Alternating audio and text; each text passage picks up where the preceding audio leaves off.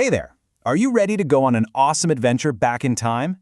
We're going to see how America got this huge, super-powered upgrade, like a massive machine up that totally changed everything. All right, let's jump right in. Okay, but before we go, I've got a question for you. Yeah, you. Go ahead and look down at the t-shirt you're wearing. Ever, really thought about where it came from? How it was actually made? Well, you might be surprised to know that the story of your shirt started way, way back.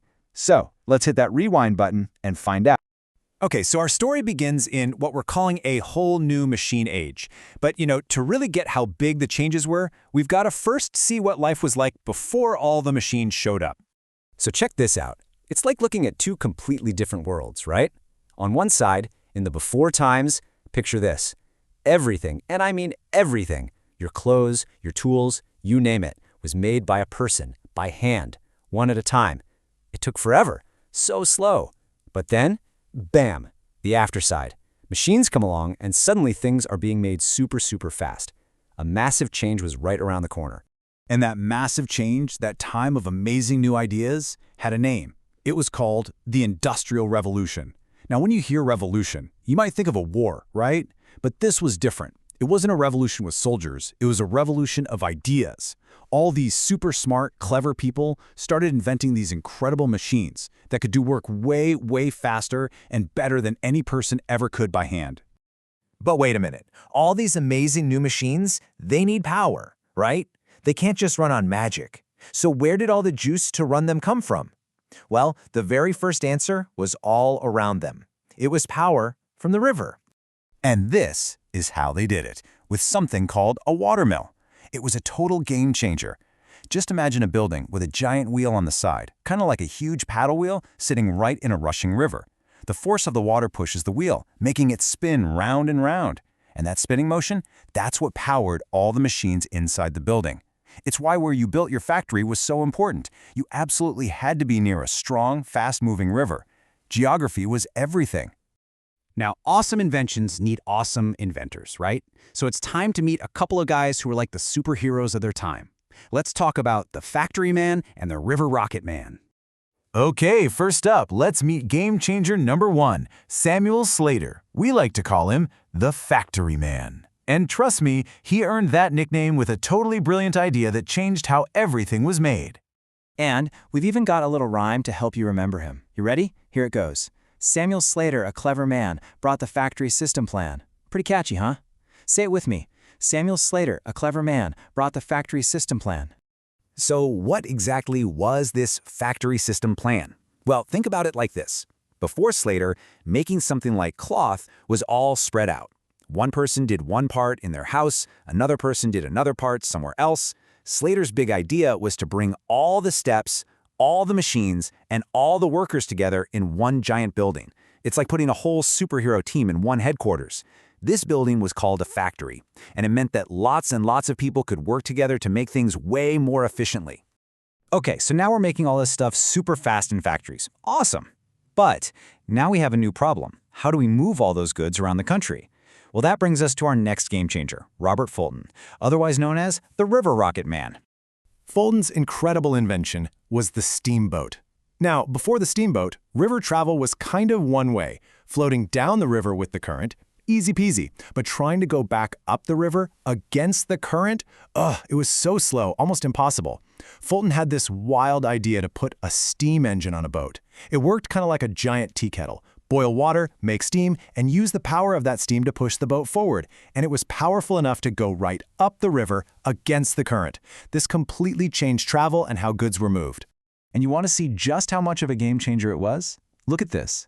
To get from New York to Albany, it used to take about 4 whole days. With Fulton's steamboat, that same trip took only about 32 hours. That's a journey of almost a week, chopped down to just a little more than a day. That is absolutely incredible. Okay, let's recap. We've got power for the factories from the rivers, and we've got super fast steamboats to move things around. But what exactly were they making in those factories? Well, a lot of it was cloth, and cloth comes from cotton. And that leads us to our final big inventor and his amazing machine for cotton. All right, let's bring out our third and final historical superhero. Give it up for game changer number 3, Eli Whitney, also known as the Cotton King. You know the drill by now, right? He gets his own rhyme. Let's hear it. Eli Whitney, smart and keen, invented the amazing cotton gin. Come on, one more time. Eli Whitney, smart and keen, invented the amazing cotton gin. So you might be asking, what's a cotton gin? Well, before this machine existed, cleaning cotton was one of the hardest jobs imaginable. You see, cotton has these super sticky little seeds all tangled up in the fluffy fibers. Enslaved people had to pick every single seed out by hand. It was slow, painful work. Eli Whitney's cotton gin was a machine that could do that job automatically and incredibly fast. It combed the seeds right out. This meant there was way more cotton available for the factories. But, and this is really important, it also meant that plantation owners wanted to grow even more cotton, which tragically increased the demand for enslaved people to do the backbreaking work of planting and picking it. Okay, so we've met all our inventors and we've seen their incredible machines. Each one is cool on its own, for sure. But the real magic, the thing that changed everything, was how it all connected. It was like a giant chain reaction, where one thing made the next thing possible. Just follow along with me. Step 1. The cotton gin makes tons and tons of clean cotton available. Okay, what's next? Step 2. Samuel Slater's factories take all that cotton and turn it into cloth at lightning speed. But how do the factories run? Step 3. Watermills are right there on the rivers, providing all the power they need. And finally, Step 4. Fulton steamboats are cruising up and down those same rivers, bringing the cotton to the factories and then taking the finished cloth all over the country to be sold. Do you see how it all fits together? Each invention made the other ones even more important. It's like a perfect puzzle. So, that's really the big idea here. It wasn't just one single invention that changed the world. It was all of them, working together like a team. These game changers literally built a new, faster, more connected America. And this is why this story from so long ago still matters to you, right here, right now. Remember that t-shirt we talked about at the beginning? It was made in a factory. And think about the packages you get delivered to your house. They travel on trucks and boats and planes.